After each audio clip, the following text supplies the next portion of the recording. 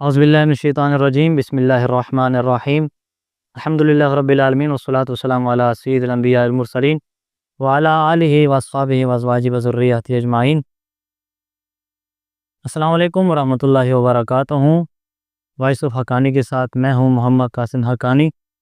آج ہم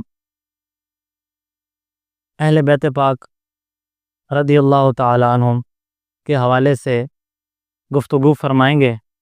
ہمارے ساتھ آج کے مہمان حضرت علامہ مولانا صاحبزادہ مفتی انجینئر طیب میلادی صاحب آپ موجود ہیں۔ ہم ان کا تہہ دل سے شکر گزار ہیں کہ آپ نے اپنا قیمتی وقت ہمیں عطا فرمایا۔ اللہ رب العالمین آپ کو دین دنیا کی بھلائیاں عطا فرمائے۔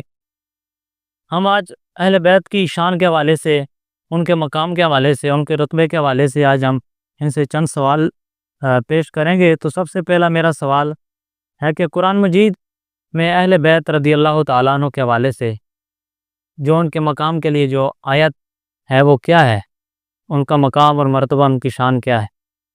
وعلیکم السلام ورحمۃ اللہ وبرکاتہ۔ سب سے پہلے تو بہت بہت شکریہ آپ کا باعث حقانی اور جو پوری ٹیم ہے، میں اس کا شکریہ ادا کرتا ہوں۔ آپ نے مدعو کیا، اللہ تعالیٰ دارین کی سعادتیں عطا فرمائے ہمیں۔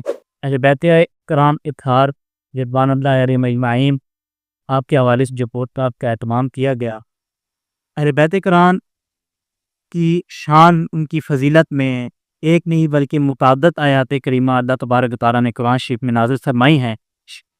ان میں سے میں کچھ ایک دو عرض کر دیتا ہوں۔ ان میں آیت مودت ہے جن میں مودت کا دیا گیا، آیت تطہیر ہے جس میں آپ کی تطہیر کا بیان کیا گیا، آیت طعام ہے جس کے اندر ان کی بھوکوں کو کھانا کھلانے کی جو صفت ہے وہ کھان کی، یہ خود بھوکا رہ لیتے ہیں لیکن اللہ بھوکوں کو کھانا کھلاتے بے شک بے شک۔ اس کے علاوہ بے شمار آیات مبارکہ ہیں۔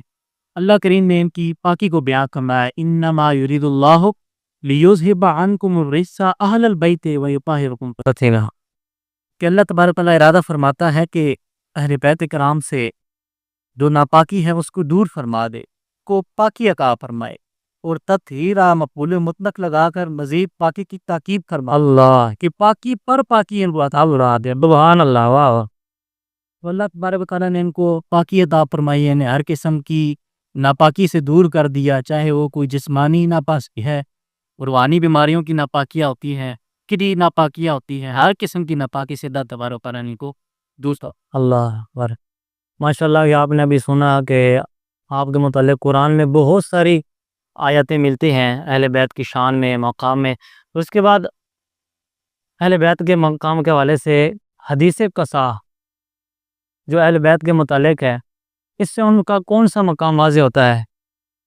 اسی کے ساتھ میں اکرام کی عظمت، ان کی حقانیت اور ان کا رسول اللہ صلی اللہ علیہ وسلم کی جو ایک نظر رحمت اور شفقت ہے، اس کی ہمیشگی کا عنصر جو ہے وہ واضح ہوتا ہے کہ حضرت سیدہ عائشہ الصدیقہ رضی اللہ عنہا آپ سے یہ حدیث مبارکہ روایت ہے، حدیث کے ساتھ اس کو کہا جاتا ہے چادر والی حدیث۔ کریم صلی اللہ علیہ وسلم نے چادر مبارک اڑی ہوئی تھی، امام حسن رضی اللہ تعالیٰ عنہ تشریف لائے، آپ نے انہیں اپنی چادر کے نیچے لے جی جی۔ امام حسین تشریف لائے، انہیں چادر کے نیچے لے لیا۔ حضرت سیدہ فاطمہ الزہرا سلام اللہ علیہ آپ تشریف لائیں، آپ نے چادر کے نیچے لے لیا۔ حضرت سیدنا علی المرتضیٰ شیر خدا رضی اللہ عنہ آپ کو بھی چادر کے نیچے لے لیا۔ اللہم ہؤلاء آل بیتی، یا اللہ یہ میرے اہل بیت ہیں۔ اور پھر یہ تطہیر والی جو آیت مبارکہ ہے تعویذ کی مطابقت ہے، فرمایا کہ یا اللہ تو ان کو پاکی عطا فرما دے۔ تطہیر و پاکی کے اللہ تبارک تعالیٰ تھے، حضور نبی کریم صلی اللہ علیہ وسلم نے خود دعا فرمائی۔ اس سے آپ اندازہ لگائیں کہ ان کا کتنا مقام مرتبہ جی جی۔ نبی کریم صلی اللہ علیہ وسلم اللہ تعالیٰ کی ہے۔ واہ ماشاءاللہ، بہت ہی خوبصورت انداز کے ساتھ آپ نے حدیث قصا کے حوالے سے ہمیں بیان فرمایا۔ واقعہ مبالہ اہل بیت کے حوالے سے یہ کیا واقعہ ہے؟ واقعہ مبالہ، اس کے بارے میں ایک آیت مبارکہ بھی نازل ہوئی۔ آیت مبالہ اس کو کہا جاتا ہے، یہ نجران کے جو عیسائی تھے، حضور پاک صلی اللہ علیہ وسلم نے انہیں کہا کہ آپ اپنا جزیہ، غیر مسلمان حکومت میں اس کے غیر آپ رہیں گے تو جزیہ آپ کو دینا پڑے، بے شک دینا، یا تو پھر آپ جزیہ دیں یا ہم سے جنگ کریں یا پھر موبائل کے لیے تیار ہو۔ عیسائی جو نجران تھے ان کا ایک وفد یہاں پر حضور نبی کریم صلی اللہ علیہ وسلم کے پاس آیا تھا اس بارے میں گفتگو کرنے کے لیے. وہ اپنی بات پڑھا رہے حضرت عیسیٰ علیہ السلام کی الوہیت جو ان کا عقیدہ تھا اس پر بڑے دلائل دیتے رہے. حضور کی بات کو نہ مانا اور اپنے اس عقیدے سے توبہ نہ کی.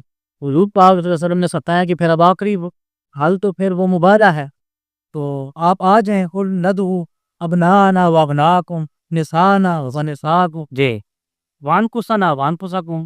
آ جاؤ تم اپنے بیٹے لے آؤ ہم اپنے لے آتے ہیں، اپنی عورتوں کو لے آؤ ہم اپنی عورتوں کو لے آتے ہیں، تم اپنے آپ کو لے آؤ اپنی جانوں کو لے آؤ ہم اپنی جان دے آتے ہیں، اور پھر جھوٹوں پر اللہ کی لعنت بیچتے ہیں. ہاں تو یہ واقعہ مبالہ اس طرح سے 9 ہجری میں پیش آیا.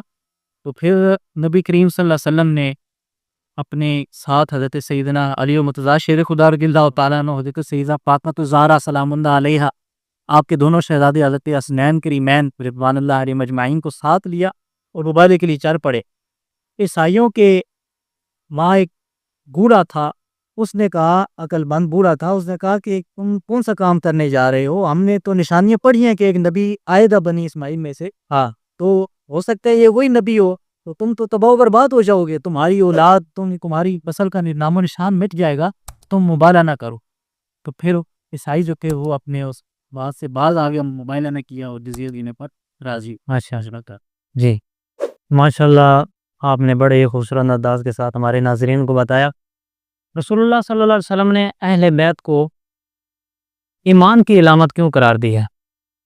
اہل بیت کرام رضوان اللہ مجمعین حضور پاک صلی اللہ علیہ وسلم کے ساتھ ان کی نسبی اور سبی نسبت ہے، اور ان کے ساتھ نسبت اور ان کے ساتھ محبت جو ہے وہ ایمان کی علامت ہے، کیونکہ جو اہل بیت ہے اور جو قرآن ہے ان دونوں کو حضور پاک صلی اللہ علیہ وسلم نے ایک جگہ پر اکٹھا کر کے فرمایا کہ ان دونوں کو کے ساتھ اگر تم منسلک رہو گے، ان کا دامن تھامے رکھو گے، تم کبھی گمراہ نہ ہوگے. بے شک بے شک. گمراہی اور بے ایمانی کا جو اپوزٹ ہے وہ ایمان ہی ہے.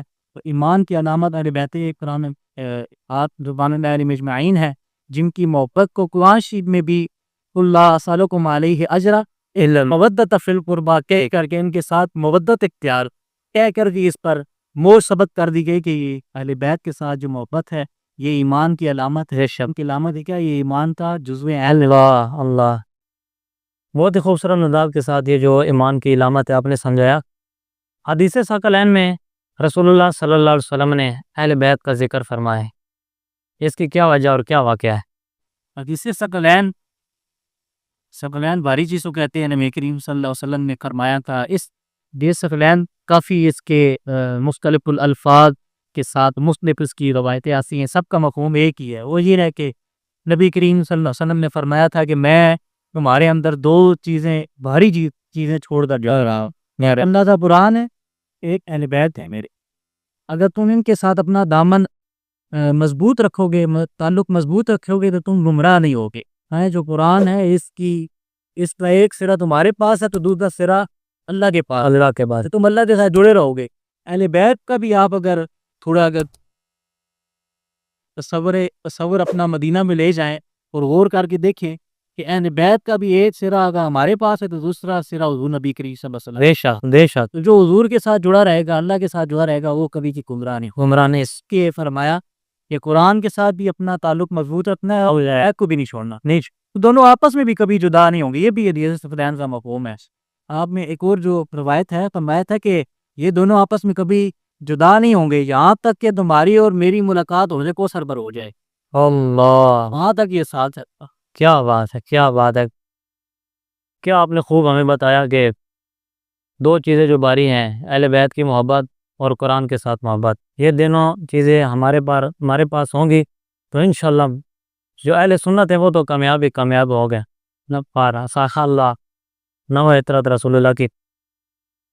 اہل بیت پاک کی محبت صرف مسلمانوں پر فرض ہے یا باقی بھی اس سے فوائد حاصل کر سکتے ہیں؟ اللہ کریم نے قرآن شریف میں اس بات کو واضح اس طرح سے ارشاد فرما دیا کہ کون لا اسألکم علیہ اجرا ان المودۃ فی القربی. یہاں پر مطالبہ کیا گیا اہل بیت کی محبت کا. اس کے پس منظر میں آپ دیکھتے ہیں کہ حضور کریم صلی اللہ علیہ وسلم نے جو نعمتیں ہم تک پہنچائیں، سب سے بڑی نعمت ایمان کی نعمت ہمیں ملی.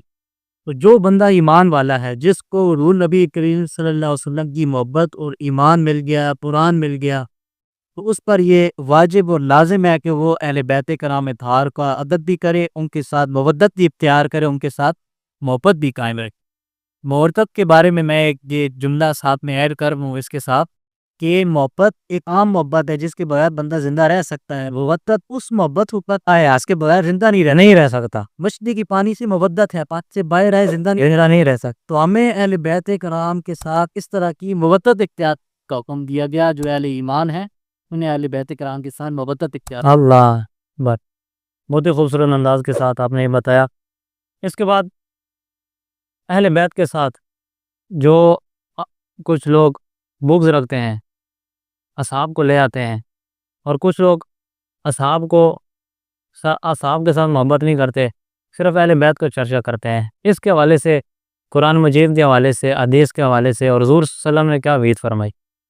دیکھیں، اس حوالے سے ہمیں افراط و تفریط سے بچنا چاہیے کہ حضور نبی کریم صلی اللہ علیہ وسلم کی واضح ہمیں حدیث مبارکہ موجود ہیں کہ میرے اہل بیت کرام سے تم محبت اختیار کرو، اور جو میرے اہل بیت سے محبت کرتا ہے اللہ تبارک تعالیٰ اس سے محبت کا۔ حضور کی ایک حدیث مبارکہ ہے نا کہ تم اللہ سے محبت کرتے ہو تو مجھ سے محبت کرو، مجھ سے محبت کرتے ہو تو میرے اہل بیت سے محبت کرو۔ تو یہ ایک راستہ ہے، چین آف کمانڈ ہے۔ اسی طرح جو بغض کی بات ہے، ان سے عداوت کی بات ہے، یعنی بیت کے ساتھ دشمنی اور بغاوت اور عدوب رکھنا، یہ اہل ایمان کا شیوا نہیں ہے۔ جو شخص اہل بیت کے ساتھ بغض رکھتا ہے، حضور کریم صلی اللہ علیہ وسلم نے اسے منافق کی نشانی بتایا ہے کہ جو ایمان والا ہے وہ اہل بیت سے محبت رکھے گا، جو منافق ہے وہ اہل بیت کے ساتھ بغض رکھے گا۔ دوسری بات، اہل بیت کا قابل جو ہوتا ہے، صحابہ کرام رضوان اللہ علیہم اجمعین، سب کا اپنا اپنا مقام ہے، ان کے درمیان مقابلے کرانا ہمیں کس نے اتھارٹی دی ہے، یا ہمیں کسی نے بتایا ہے کہ اس کا اتنا مقام ہے اور اس کا کر رہا ہے، اور ہم ترازو لے کر بیٹھ جائیں؟ ساری زندگی ہم عبادت کرتے رہے، ہمارے جو امت کے اولیاء کرام ہیں وہ عبادت کرتے رہے، تو اس صحابی کے تکموں کی خاط تک نہیں پہنچتے۔ ایک لمحہ حضور کریم صلی اللہ علیہ وسلم کی مجلس اختیار کی، وہ صحابی ہونے کا شرف حاصل کیا ہے۔ ماشاء اللہ، آپ نے بڑے خوبصورت انداز کے ساتھ آج کی جو پوڈ کاسٹ تھی آپ نے بخوبی سر انجام دیا۔ ہم دعا کرتے ہیں اللہ رب العالمین آپ کو مزید علم نافع عطا فرمائے۔ آپ کا بے حد شکریہ، آپ نے اپنا قیمتی وقت ہمیں عطا کیا۔ اللہ رب العالمین آپ کو دونوں جہانوں کی بھلائی عطا فرمائے۔ ہمیں اگلے پوڈ کاسٹ تک اجازت دیجیے۔ آپ کا host Muhammad Qasim Haqqani, voice of Haqqani کے ساتھ۔ خدا حافظ۔